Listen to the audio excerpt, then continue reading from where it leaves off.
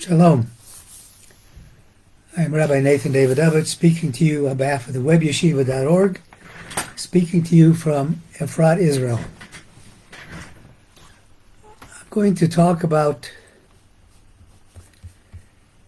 this week's Torah reading, this week's Parsha, which is Parsha Shelach. Now, the message of this short Devar Torah is, what is the lesson that we can learn today from the slander of the Meraglim, the spies who were sent into the land of Israel? First of all, I'll put this in context. Last week's Parsha, Balotcha, ended up towards the end with the story of Miriam and Aaron the high priest, Aaron Kohen, slandering their brother Moshe. And as a result of that slander, they were punished. And you would think that people would learn that something that close, you would learn not to slander, learn to be careful with your words. Well, unfortunately, that didn't happen. What happened in this Parsha is Moshe sent the Meraglim to reconnoiter, to explore the land of Israel. There were two different opinions as to why this was sent. Rashi says that Moshe sent it because God said, for your benefit you can send them. And later on in Parsha, in the book of Devarim, it says that, it would have been good, it was good for me to send the spies. But what was Moshe's thinking, and what was the thinking of the spies, the Meraglim? We're going to talk about that. First of all, who was sent? Who did he pick to send this? Normally if you're going to send somebody to explore a land, to spy out the land, to find out what's going on in the land you're about to conquer, who are you going to send? You're going to send people who are versed in espionage. It's people who can go under subterfuge and look at the land and figure it out. No, Moshe didn't do that. He picked the heads of the tribes, the heads of the 12 tribes. Why would he do that? Then when they went in there, spies went, and then they came back, and 10 of them, first all of them said how great the land was, because look at the fruit that we have, big fruit and so on. But then 10 of them began to slander the land of Israel, saying that, we can't go in there, we can't conquer. There's giants in there.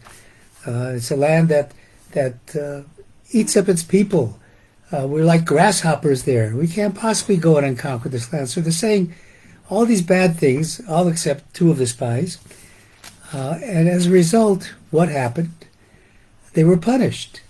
And the whole people of Israel were punished by having to remain wandering in the wilderness for another 40 years.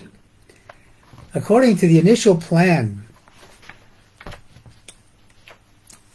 God was going to allow them to enter after 40 years, but that plan could be changed by their actions. So had they come back and brought a good report, people of Israel would have entered the land of Israel immediately. But they didn't do that. So they were punished, and all those who were over the age of 20 would die out over the next 40 years in the wilderness.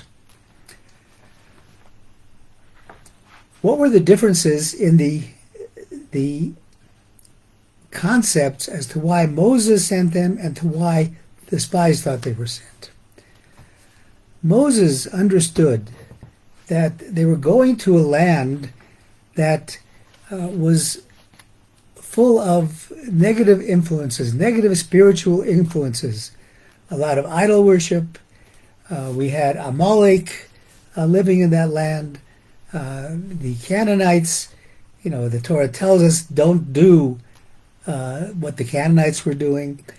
So Moshe was sending them to explore the spirituality of it, to determine how strong the Jewish people had to be to overcome the negative spiritual influences. So in order to do that, who would he pick to do the job? He would pick the leaders of the tribes, the heads of the people who had the most faith in God. But what were the spies thinking? They weren't thinking that this was a spiritual exploration, but rather it was a physical exploration. They wanted to see, was this land good or not? Well, you think about that, God promised that we're going to send you to a land of flowing with milk and honey. There should be no question that it was good. They're going in there and they're thinking, are we going to be able to conquer these people? Does that make sense? These spies just came with the rest of the children of Israel out of Egypt, saw miraculous wonders over and above nature. We're at the crossing of the sea, again, miraculous wonders above nature. They know that God would always help them. What happened is because of this slander. As I said, they were punished.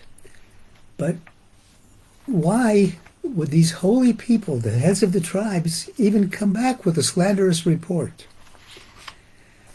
And the answer is, by some of the Meforshim, that what they thought was that, yes, they understood that God acted towards the children of Israel in a miraculous manner above nature. But they thought that that only applied when God was taking us out of Egypt, when God was crossing over the sea. But once we went into the land of Israel, they thought they would be on our own. And that was their big failing, a lack of emunah, a lack in belief that God is with us every single day. God controls what happens in this world. We may not understand why God does what he does, but it's far beyond our comprehension. There's a lot of things we don't comprehend.